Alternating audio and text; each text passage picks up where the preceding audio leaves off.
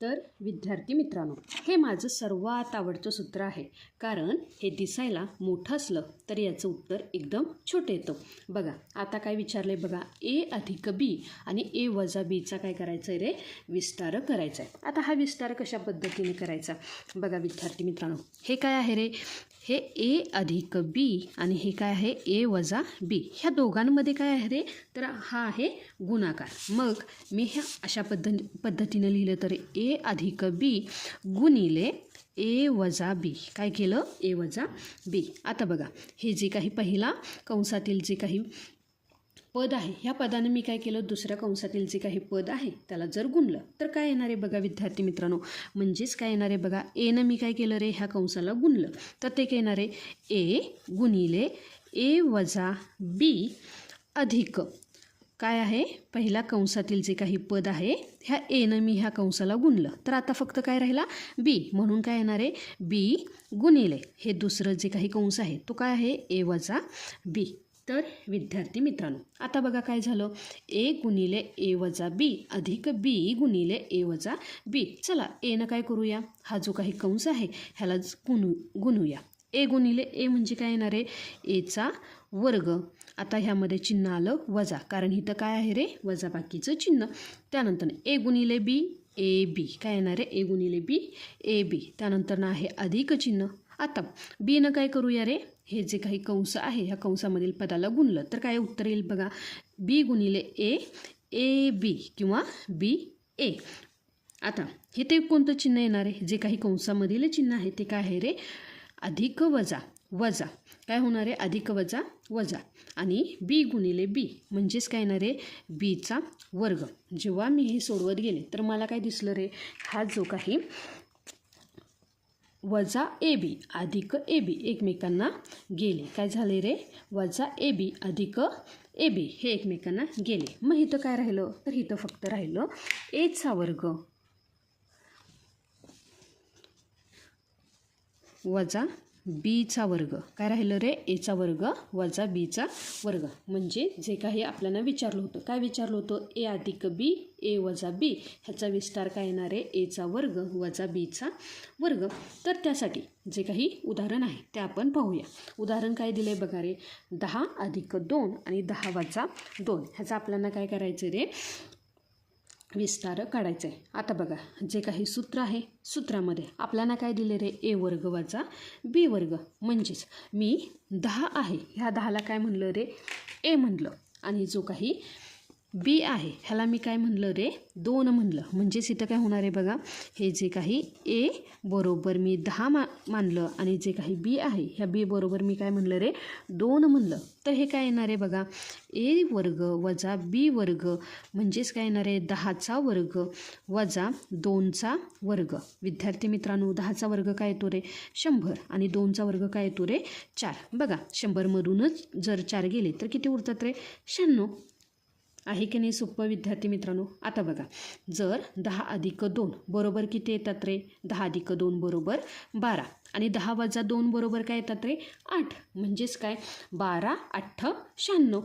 उत्तर अगदी बरोबर. तुम्हाला जर विस्तार करताना आलेलं उत्तर चुकीचं आहे की बरोबर हे ओळखायचं असेल तर हा पडताळा नक्की करून पहा. लक्षात आलं का विद्यार्थी मित्रांनो. त्यानंतर तुम्हाला माहिती आहे का, हे जे काही सूत्र आहे ह्या सूत्रांचा वापर करून आपण मोठ्या संख्यांचे वर्ग तोंडी काढू शकतो. लक्षात आलं का विद्यार्थी मित्रांनो. आता जे काही उदाहरणार्थ मी काय घेतलं रे, हा जो काही 102 आहे, उदाहरणार्थ मला काय करायचं आहे, हा 102 आहे, ह्या 102चा काय करायचं रे, वर्ग काढायचा आहे. 1 ते 30पर्यंतचे वर्ग सगळ्यांनाच पाठ असतात, पण 102चा वर्ग काढता येईल का, हो नक्की. काय करायचं, 102ची काय करायची रे, फोड करायची. फोड करायची म्हणजेच काय रे, की मी 102 ह्या पद्धतीने लिहू शकते की काय आहे रे, 100 अधिक 2. काय झाले रे, 100 अधिक 2 बरोबर 102. म्हणजेच 102ची मी फोड अशी केली की 100 अधिक 2चा वर्ग घेतला. त्यामध्ये जे काही 100 आहेत ह्या 100ला मी काय म्हणलं रे, ए म्हणलं. 100ला काय म्हणलं मी, ए. आणि जो काही 2 आहे ह्याला मी काय म्हणलं रे, बी. काय म्हणलं मी, बी. तर जे काही वरील सूत्र आपण पाहिलं ते ए अधिक बीचा वर्ग. लक्षात आलं का विद्यार्थी मित्रांनो? तर विद्यार्थी मित्रांनो, जर मी काय केलं रे 100ला ए मानलं, 2ला बी मानलं, तर ते सूत्र कशा पद्धतीनं होईल? तर ते सूत्र होईल ए अधिक बीचा वर्ग. आता बघा विद्यार्थी मित्रांनो, मी ए अधिक बीचा वर्ग काय आहे रे? ए वर्ग अधिक 2ab अधिक बीचा वर्ग. ए काय आहे रे? 100. म्हणून मी इथं काय केलं रे? 100चा वर्ग अधिक 2. ए काय आहे? 100 म्हणून कंसामध्ये घेतले 100. बी काय आहे रे? तर 2 म्हणून इथं आले 2 अधिक बीचा वर्ग म्हणजेच काय येणार आहे? 2चा वर्ग. लक्षात आलं का? आता बघा, जो काही 100चा वर्ग आहे म्हणजेच तो किती आला रे? 10,000. किती आला? 10,000 अधिक 2 गुणिले 100 200. 200 गुणिले 2 बरोबर काय येतात रे? 400. किती येतात? 400 अधिक 2चा वर्ग किती आला रे? 4. 10,000 अधिक 400 अधिक 4 बरोबर ह्याचं उत्तर काय येणार आहे? 10,404 म्हणजेच 102. ह्या संख्येचा वर्ग काढण्यासाठी जे काही बैजिक सूत्र कोणतं वापरलं मी? ए अधिक बीचा वर्ग. यानुसार मी काय केलं रे? जी काही मोठ्या संख्येचा वर्ग काढण्यासाठी मी काय केले रे? ह्या सूत्राचा वापर केला.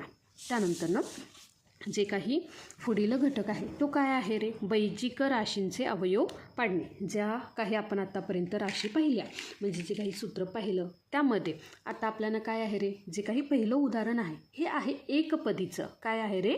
एकपद. म्हणजेच काय? फक्त इथं काय आहे रे? एकच पद आहे आणि काय आहे रे?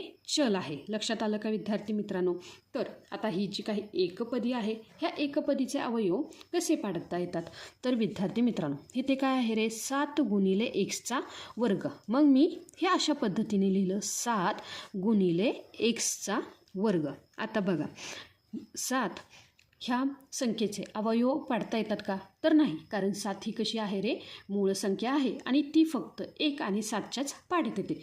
पण x ह्या चलाचे काय करू शकते रे? मी अवयव पाडू शकते. म्हणजेच ते काय येणार आहे बघा? 7 गुणिले xचा वर्ग म्हणजेच काय येणार आहे? x गुणिले x. हे काय आहे रे? 7x वर्गचे काय आहेत रे? अवयव आहेत. काय काय आहेत? 7x 7 गुणिले xचा वर्ग. हे कशाचे अवयव आहेत रे? 7x वर्ग. आणि ही काय आहे रे? एकपदी. काय आहे? एकपदी. पण जर मी दुसरं उदाहरण पाहिलं तर ती काय आहे रे? तर ते दुसरं उदाहरण आहे 2xचा वर्ग अधिक 8xy. आता ही काय आहे रे? तर ही आहे द्विपदी. म्हणजेच ह्या जी काही द्विपदी म्हणजे ह्यामध्ये काय आहेत रे? 2 पदे आहेत. आता बघा, ही जे काही 2 पदे आहेत ह्याचे जर अवयव पाडायचे म्हणले तर सोपं आहे. पहिल्यांदा आपण काय करूया? हा जो काही 2x वर्ग आहे ह्याचे अवयव पाडूया. आता बघा 2x वर्ग 2चे अवयव पाडता येतात का? तर नाही, कारण 2 हा 1 आणि 2च्या पाडते. म्हणून मी काय घेतलं रे? 2 गुणिले ह्या xचे अवयव काय येतात? x गुणिले x आणि जो काही 8 आहे ह्या 8xyचे अवयव काय पडतात रे? तर मी काय केलं रे? 4 दुने 8. काय केलं बघा? 4 गुणिले 2. 4 दुने 8. कारण 4च्या पाड्यामध्ये काय आहेत रे? 8 आहेत. गुणिले जो काही x आणि हा काय आहे रे? y. आता बघा ह्या 4चेही अवयव पडतात. काय पडतात रे? 2 गुणिले 2.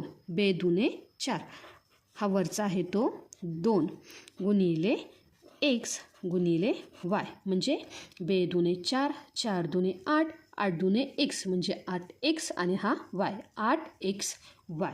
लक्षात आलं का? आता ह्यामध्ये जे काही सामायिक अवयव आहेत काय आहेत रे? तर 2xचा वर्गमध्ये आपल्याला हा काय दिसतोय रे? हा जो काही 2 हा काय दिसतोय रे? इथेही दिसतोय. कॉमन आहे म्हणजे काय आहे? तो सामायिक आहे. त्यासोबतच अजून कोणता अवयव सामायिक आहे रे? तर ह्यामध्ये असणारा x. त्यासोबतच ह्यामध्ये असणारा x. हा काय करते रे? मी सामायिक अवयव कंसाच्या बाहेर घेते. म्हणजेच काय होणार आहे? इथे येणार आहे 2x आणि कंसामध्ये आता जे काही राहिलेलं आहे तर 2x वर्गमधील काय राहिले रे? फक्त इथे x राहिला आहे अधिक ह्यामध्ये काय राहिलं आहे? 2 गुणिले 2 बरोबर काय राहिलं आहे रे? 4 आणि इथे असणारा y. म्हणजे बैजिक राशीचे अवयव पाडताना ती 1 पदी असू दे किंवा 2 पदी असू दे अवयव पाडणे काय आहे रे? सोपं आहे. जसं आपण गुणाकार करतो, जसे त्यांचे अवयव पाडतो, तसेच आपण काय करायचे, पदांचे शक्य असल्यास पदांचे काय करायचे रे, अवयव पाडायचे. त्यासोबतच चलांचे काय करायचे रे, अवयव पाडायचेत.